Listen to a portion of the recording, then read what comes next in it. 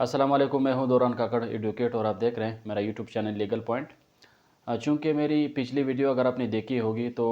पिछले 3-4 वीडियोस जो है मैंने बैंक से रिलेटेड बनाए थे कि एफबीआर किस तरह बैंक अकाउंट्स पे जो है वो तरजीह देना स्टार्ट कर दिया उन लोगों ने, और वो एक प्रॉपर प्लानिंग के ज़रिए चल रहे हैं, क्योंकि उन लोगों ने अपना जो टारगेट्स बनाए हुए हैं टैक्स कलेक्शन के हवाले से, तो वो अचीव करेंगे। इस पे रिसेंटली एफबीआर चेयरमैन की एक प्रेस कॉन्फ्रेंस भी मैं देख रहा था, जिसमें वो कह रहे थे कि हम क्या करेंगे, आप एक बैंक अकाउंट से रिलेटेड एक नया अकाउंट लॉन्च करने जा रहे हैं, जिसमें एक नए कैटेगरी की अकाउंट अभी बनेंगे। तो आज का टॉपिक है भी इसी तरह, जिस पे हम बात करेंगे कि एफबीआर और बैंक के प्लानिंग के ज़रिए कौन सा ऐसा नया अकाउंट वो लोग इंट्रोड्यूस करना चाह रहे हैं कि जहाँ पे अब लोगों का जो है अकाउंट बनेगा, उनकी लिमिट क्या होगी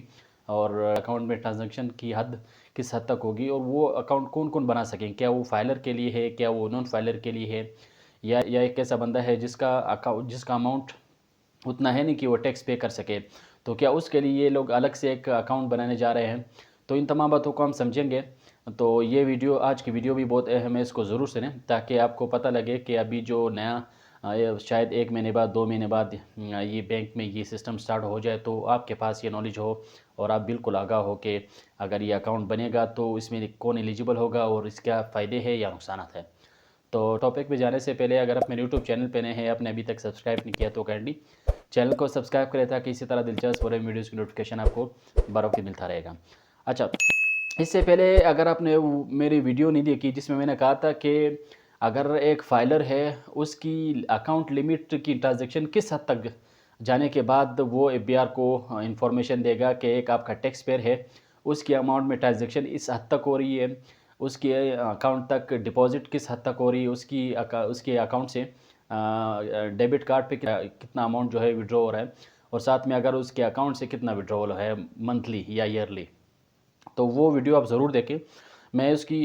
तो कुछ पॉइंट अगर यहाँ पे मैं बताना चाहूँ, जिसमें मैंने बताया था कि बैंक अगर आपका डिपॉजिट जो है वो 10 मिलियन से क्रॉस हो जाए, ठीक है, डिपॉजिट अमाउंट आपका 10 मिलियन से ज़्यादा हो जाए, तो बैंक जो है वो एफबीआर को इन्फॉर्मेशन करेगी कि आपका जो फाइलर है उसका अकाउंट लिमिट की डिपॉजिट इस हद तक जा चुकी है। और साथ में अगर आपका एक टैक्स पेयर है, फाइलर है, वो उसका डिपॉजिट कार्ड से विड्रॉवल जो है वो 2 लाख से ज़्यादा हो जाए, तो वो इन्फॉर्मेशन दे देती थी। साथ में अगर आपका विड्रॉवल अकाउंट से 1 मिलियन से बढ़ जाती थी, यानी 10 लाख से बढ़ जाती थी, तो वो क्या कहते थे, इन्फॉर्मेशन दे देते थे एफबीआर को कि आपका टैक्स पेयर है, फाइलर है, उसके अमाउंट में ट्रांजैक्शन की लिमिट इस हद से बढ़ गई है। तो वो क्या करते थे, फिर आपको बुलाते थे, आपसे जवाब तलब करते थे। जवाब नहीं दे सकते या आपका जवाब जो था वो सेटिस्फैक्ट्री नहीं था, तो क्या करते थे, आपका अकाउंट टेम्प्रेरी तौर पर ब्लॉक करते थे। अब अगर हम समझे, बैंक अकाउंट 2-3 किस्म के, एक होता है करंट अकाउंट, एक होता है सेविंग अकाउंट, और एक होता है नॉर्मल अकाउंट। अब ये जो नया लॉन्च करने जा रहे हैं हमारा आसान अकाउंट है, उससे रिलेटेड उसके आसपास ही होगा। इस पे ये लोग क्या करेंगे, एक ख़ास लिमिट रखेंगे, ठीक है। अब मिसाल के तौर पर एक नौकरी पेशा मुलाजिम है, या एक बंदा है जिसका जो है वो ट्रांजैक्शन लिमिट या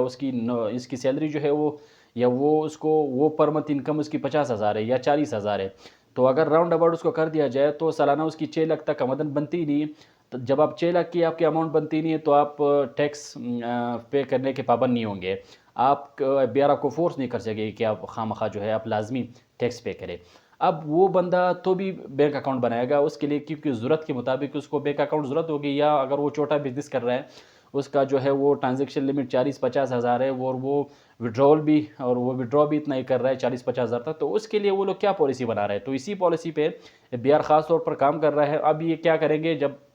आप जाएंगे, बैंक जो है आपसे कंप्लीट डिटेल लेगा कि आप बिजनेसमैन हैं तो आप किस लेवल के बिजनेसमैन हैं। अगर आप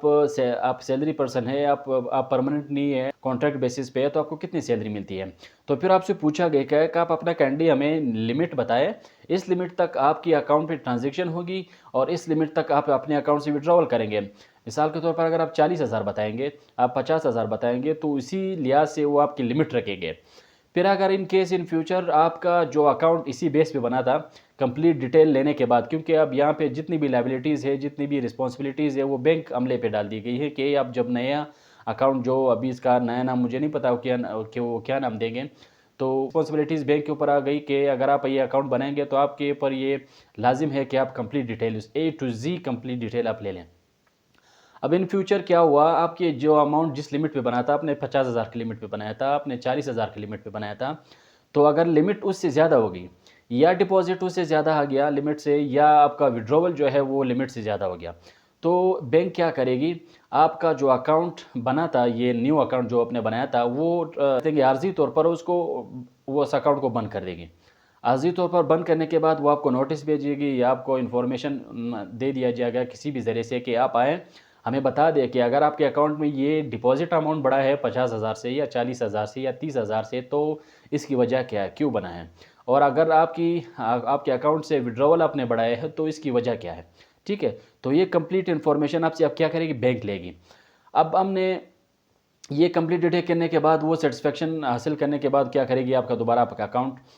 ओपन कर दिया जाएगा। तो और साथ में एफबीआर इस हद तक नहीं रुकेगी कि हमने एक बैंक का एक नया अकाउंट का एक नया कैटेगरी हम लॉन्च करने जा रहे हैं, तो इसी बेस पे हम जो है वो अपना काम कर दिया, नहीं।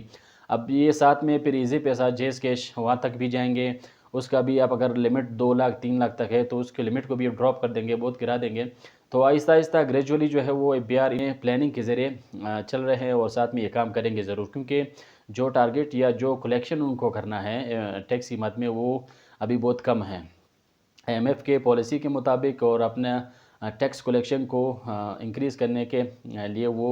आहिस्ता आहिस्ता अपने नए नए पॉलिसी जो है वो आवाम को बता रहे हैं कि हम ये करने जा रहे हैं। तो ये एक हद तक जो है वो इस पे कामयाब भी हुए हैं, क्योंकि बहुत से लोगों के बैंक अकाउंट भी बंद कर दिए गए हैं और बहुत से लोगों के हमने सुने हैं कि उसके सिम जो है वो ब्लॉक कर दिए गए, बंद कर देंगे। जब तक आप फाइलर नहीं बनेंगे तो आपका बैंक अकाउंट जो है या आपका सिम जो है वो दोबारा नहीं खोल दिया जाएगा। तो ये मसले जो है अब आहिस्ता आहिस्ता ग्रेजुअली जो है वो स्टार्ट कर दिया गया है